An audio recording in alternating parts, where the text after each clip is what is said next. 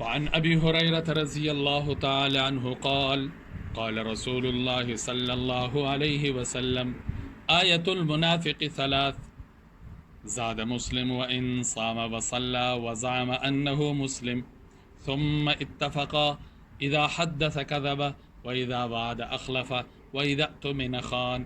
حضرت ابو ہریرہ رضی اللہ تعالیٰ عنہ کے اس روایت میں حضور نبی کریم صلی اللہ علیہ وسلم نے منافق کی علامتوں کا ذکر فرمایا۔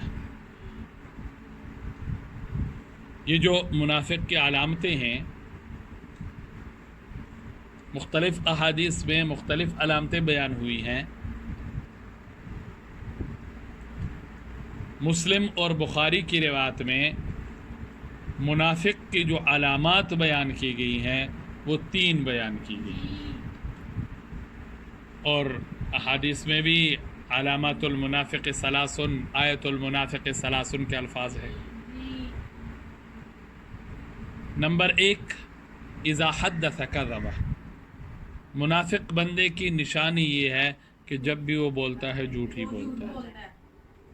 دوسری نشانی منافق کی اذا وعد اخلف، جب وہ وعدہ کرتا ہے، جب بھی وعدہ کرتا ہے تو وعدہ خلافی کر لیتا ہے۔ وَإِذَا اؤْتُمِنَ خَانَ، اور تیسری نشانی یہ کہ جب بھی اس کے پاس کوئی چیز، کوئی امانت رکھی جائے تو وہ امانت میں خیانت کرتا ہے۔ 3 نشانیاں ہیں، صرف جھوٹ بولنا، صرف وعدہ خلافی کرنا، صرف امانت میں خیانت کرنا۔ اگر یہ کبھی کبھار ہو، کسی مجبوری کی وجہ سے ہو، کسی عذر کی وجہ سے ہو، تو وہ منافق کی علامت اور نشانی نہیں کہا جائے گا، بلکہ جیسے حدیث کے الفاظ ہے، عربی گرامر کے لحاظ سے دیکھا جائے تو اذا حدث کذب، وہ جب بھی بولتا ہے اس کی عادت ہی جھوٹ بولنا ہے، اس کی عادت ہی وعدہ خلافی کرنا ہے، اس کی عادت ہی امانت میں خیانت کرنا ہے۔ میں کئی بار کہہ چکا ہوں کہ اس طرح کی حدیثیں پڑھ کے ہم اپنے آپ کو دیکھیں کہ آیا میرے اندر منافق کی علامتوں میں سے کوئی علامت تو نہیں موجود۔ یہ نہیں کہ حدیث پڑھ کے ہم دوسروں کے بارے میں ہاں وہ فلانا بھی منافق ہے، وہ فلانا بھی منافق ہے، وہ فلانا بھی، اور یہاں پر کوئی حصر بھی مقصود نہیں ہے، کبھی 3، کبھی 4، کبھی اس سے کم، کبھی اس سے زیادہ۔ عدد اپنے مازاد، عدد اقل، عدد اکثر عدد اقل کے منافی نہیں ہے، اور عدد اقل وہ اپنے مازاد کی نفی۔ ہاں، رسول اللہ صلی اللہ علیہ وسلم نے ایک اور روایت میں 4 من کن فیہ کان منافقا خالصا، 4 باتیں ایسی ہیں جس میں وہ موجود ہوں گی تو منافق ہوگا۔ ومن کانت فی خصلۃ منہن کانت فی خصلۃ من النفاق، ان میں سے اگر کوئی ایک نشانی ہے، کوئی ایک عادت ہے، کوئی ایک بات ہے تو اس میں نفاق کی وہ بات پائی جاتی ہے۔ باتیں پھر وہی فرمائی، اذا اؤتمن خان، اذا حدث کذب، واذا عاہد غدر، واذا عاہد غدر، واذا خاصم فجر۔ اب صلی اللہ علیہ وسلم نے فرمایا جب قول و قرار کرے گا تو اس کے خلاف کرے گا، جب جھگڑے گا تو گالیاں بکے گا۔ اب بظاہر ہمارے معاشرے میں اگر دیکھا جائے تو یہ ساری کی ساری باتیں موجود ہیں، اکثر میں ہم میں سے اکثر کے اندر ان میں سے کوئی نہ کوئی علامت، کوئی نہ کوئی بات پائی جاتی ہے، لیکن نفاق کی 2 قسمیں ہوتی ہے، ایک نفاق عملی ہے اور ایک نفاق اعتقادی ہے۔ نفاق عملی وہ یہی 3-4 باتیں جو حضور نبی کریم صلی اللہ علیہ وسلم نے بیان فرمائی ہے۔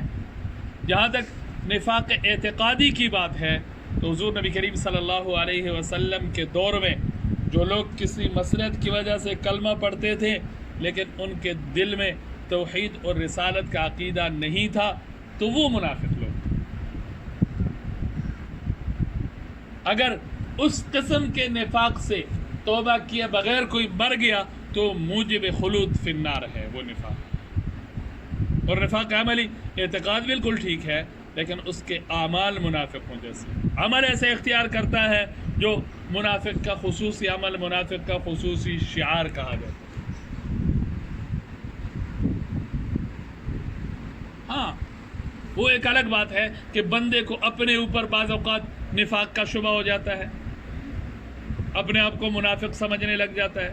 صحابہ کرام کو یہ بات کئی بار پیش آئی ہے۔ تو یہ شبہ بعض اوقات کمال تقوی کی وجہ سے پیدا ہوتا ہے۔